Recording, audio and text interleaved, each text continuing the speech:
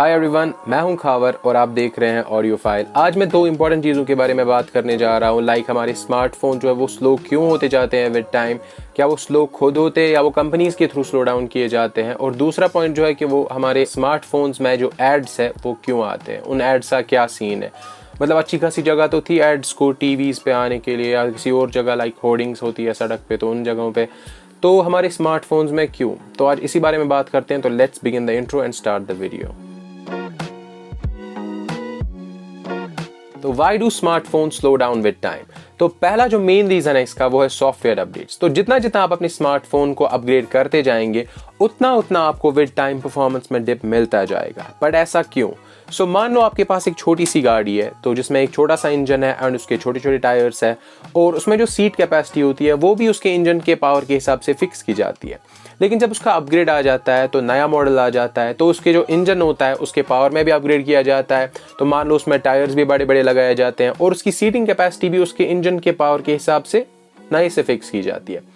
लेकिन उसके आने से तो पिछले वाले मॉडल पे कोई असर नहीं पड़ा, वो जिस तरह चल रहा था वो तो उसी तरह चलता रहेगा।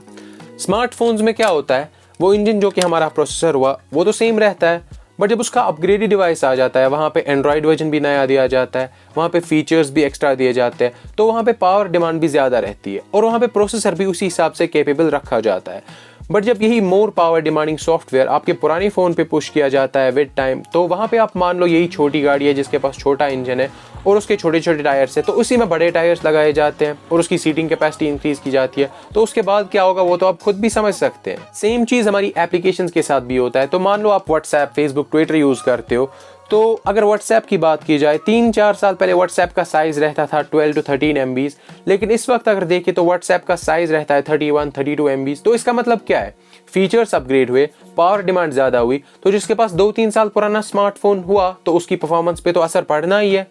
तो कुछ इस तरह से स्लो डाउन होते रहते हैं हमारे स्मार्टफोन। सो बेटर क्या है, क्वेश्चन आता है कि आपको कितने टाइम बाद अपना स्मार्टफोन चेंज करना चाहिए। तो ये डिपेंड करता है आपके स्मार्टफोन पे। मान लो आपके पास बिल्कुल लो बजट वाला स्मार्टफोन है जिसमें स्नैपड्रैगन 400 सीरीज का प्रोसेसर है, तो वो compare to mid range and flagship आपका तो परफॉर्मेंस कम देगा। तो मान लो आपका वो अराउंड 2 साल तक ठीक ठाक परफॉर्मेंस देगा, और अगर आपके पास मिड रेंज स्मार्टफोन है तो मान लो वो 3 साल तक अच्छी परफॉर्मेंस देगा, और अगर आपके पास फ्लैगशिप फोन है मान लो स्नैपड्रैगन 800 सीरीज के साथ, तो वो आपको 4 साल तक ठीक ठाक परफॉर्मेंस देता रहेगा। अब कोई बोलेगा भाई मैं अपना दिमाग चलाऊंगा, मैं सॉफ्टवेयर अपडेट्स ही नहीं करूंगा तो मेरी परफॉर्मेंस डिप नहीं हो जाएगी।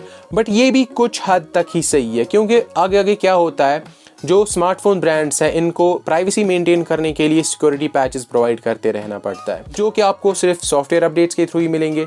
तो कुछ आप इसमें फंसे हुए हो। तो ब्रांड्स का बिजनेस भी कुछ ऐसे ही चलता रहता है, और आप भी सोच लो सालों तक परफॉर्मेंस अगर अच्छी चलती रही तो नए फोन्स को बाय कौन करेगा। तो यही था स्लो डाउन क्यों होते हैं फोन्स एंड सिक्योरिटी पैच का सिलसिला। तो वीडियो के दूसरे पॉइंट पे आते हैं कि एड्स क्यों हमें स्मार्टफोन्स में एड्स देखने को मिलते हैं। तो कोई सोच रखेगा कि मैंने स्मार्टफोन बाय कर रखा है कि या किसी जगह की एड होर्डिंग बाय कर रखी है। तो जैसा कि आपको पता है मार्केट में इस वक्त कंपटीशन बहुत बढ़ चुका है स्मार्टफोन ब्रांड्स के बीच में। तो हर किसी ब्रांड को मार्केट में टिकने के लिए किस चीज़ की ज़रूरत पड़ती है? नंबर 1 पहला उसका क्वालिटी बहुत अच्छी मेंटेन होनी चाहिए, और नंबर 2 उसका प्राइस। लेकिन जब क्वालिटी इंप्रूव करनी पड़ेगी तो उसका मतलब खर्चा ज़्यादा।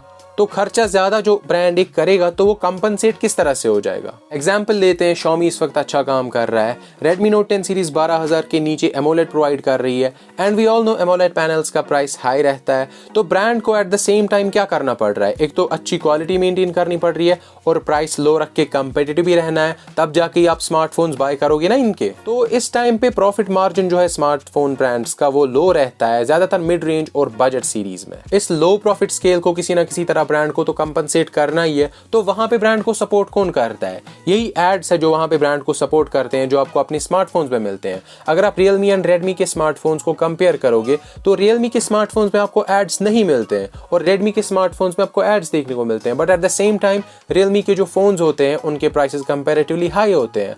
अगर आपने देखा होगा कि Redmi Note 10 सीरीज और Realme 8 सीरीज में से Realme 8 सीरीज का जो बेस वर्जन है वो 15,000 से स्टार्ट होता है, और वहीं पे Redmi Note 10 सीरीज का बेस वर्जन 12,000 से स्टार्ट होता है। तो वहां पे Redmi प्राइस के मामले में तो आगे निकल रहा है ना, तो वहां पे इसको सपोर्ट कौन करेगा? तो यही एड्स इनको सपोर्ट करते हैं। आई होप आप सबको ये क्लियर हुआ होगा। एंड अगर वीडियो अच्छी लगी तो लाइक, शेयर, सब्सक्राइब। हम मिलते हैं किसी और वीडियो में, तब तक के लिए stay safe and take care.